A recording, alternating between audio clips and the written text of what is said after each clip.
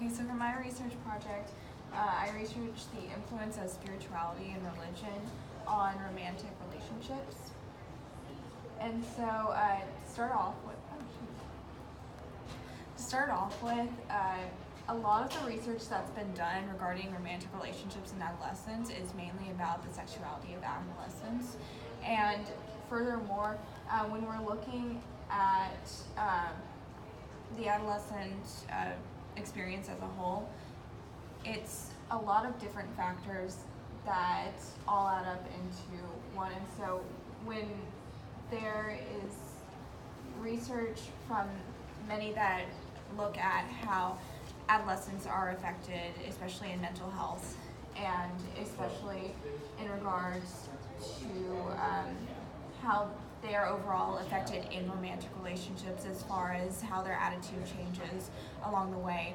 However, there's very little research on how they're actually, how the relationships endure and how how they evolve over time.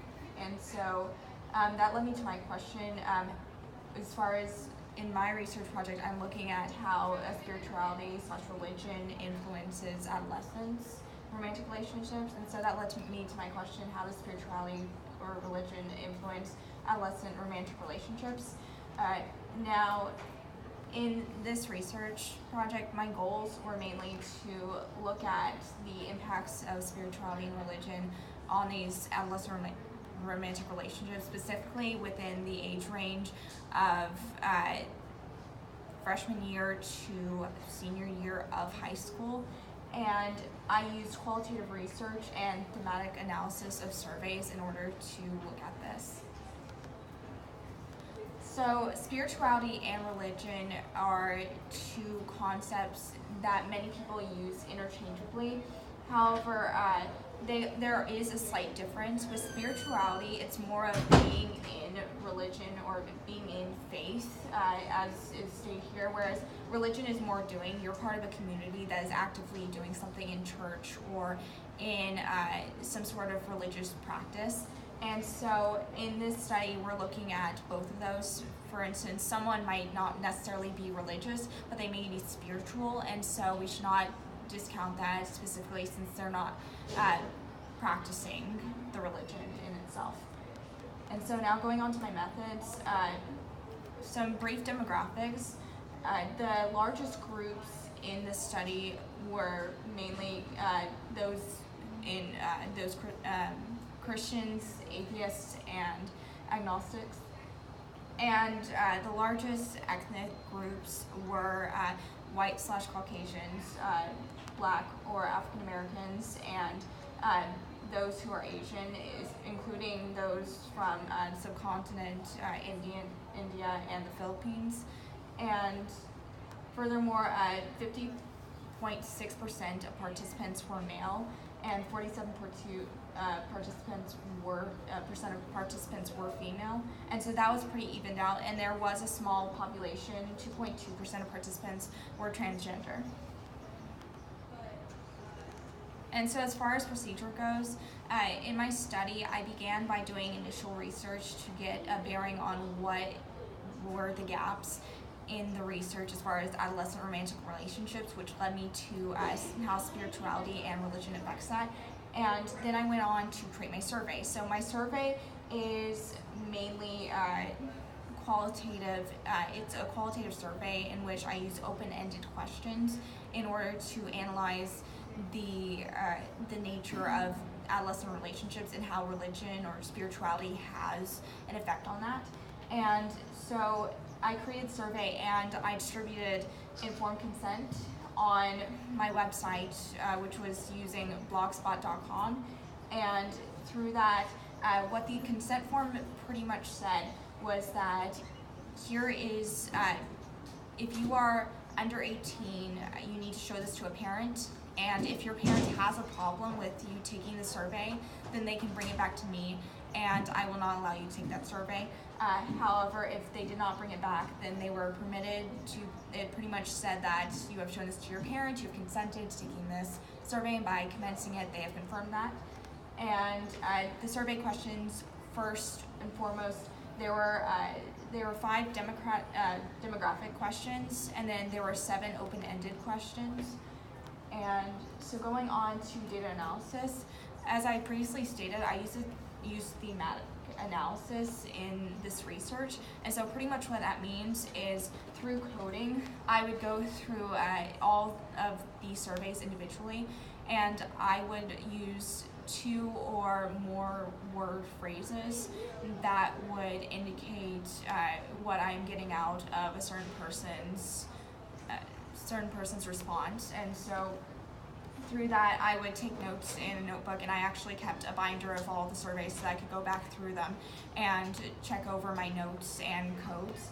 And from those, I got 4 themes, the first of which is religious and spiritual proximity, the second which is respect, the third which is religion/spirituality and intimacy, and the fourth, age and religious importance. So the first theme was, of course, religious and spiritual proximity. Over the course of the study, what I primarily found is that those who are in romantic relationships may start out with someone of the opposite religion or of a differing religion, but in actuality, the longer and more important religion, or stated as more important relationships to them, were the ones that inevitably were someone with the same religious or similar religious/spiritual beliefs. And furthermore, relationships of opposing belief systems were often described as being turbulent, unsatisfying, or shorter-lived. And so what we're looking at here with that is that we can find that during this time of immense change in adolescents' lives, we can find that overall there may be some searching for stability in this time of change. And furthermore, through my research, it has confirmed that. So now going on to my second theme, which is respect.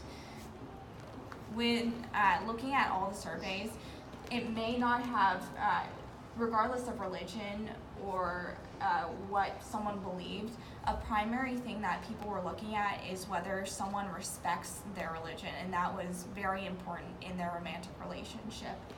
And so going on to discussing that, as far as respect goes, again, in adolescence, we're finding that more often than not, adolescents are looking for some stability in their lives, whether it's academically, emotionally, or mentally. And so through romantic relationships, since we have seen effects as far as mental health goes, we can find that whether the relationships end up being beneficial or overall end up being negative in that person's life, it can be highly effective. It can affect them highly. And so through that, people may be looking for some stability, and that's where respect comes in. So finally, or the third theme was religion and spirituality and intimacy. So regardless of spirituality or religion, students were looking for some sort of intimacy and looking to be close to someone, whether it be physically, sexually, or emotionally. And furthermore, we can tie that back to research in, again, mental health. And furthermore, the nature of relationships overall has been found to become more aggressive over time, and whether that be someone adopts a more aggressive attitude or whether someone is going to adopt a more filial attitude, we can find that little factors we want to align them in order to create the best outcome possible. And so finally, as far as age and religious/spiritual importance, it was found that over time, people that freshmen in high school were less likely to find religion or spirituality to be important in their relationships. However, as someone grew, or what we found is that students who were older often had more importance placed on religion and spirituality in their romantic relationships. And that is one thing that we can find that I will go over in implications and what we can look at in the future. And so, as far as limitations, in coding, oftentimes researchers will band together and multiple people will look over the same amount of work. And so, with that, you get multiple perspectives, and it can overall be a lot more effective in discerning what is important and what is not important as far as coding and themes. And so, since I was the only person looking at these, it was my singular opinion or my analysis of this work, and so it could be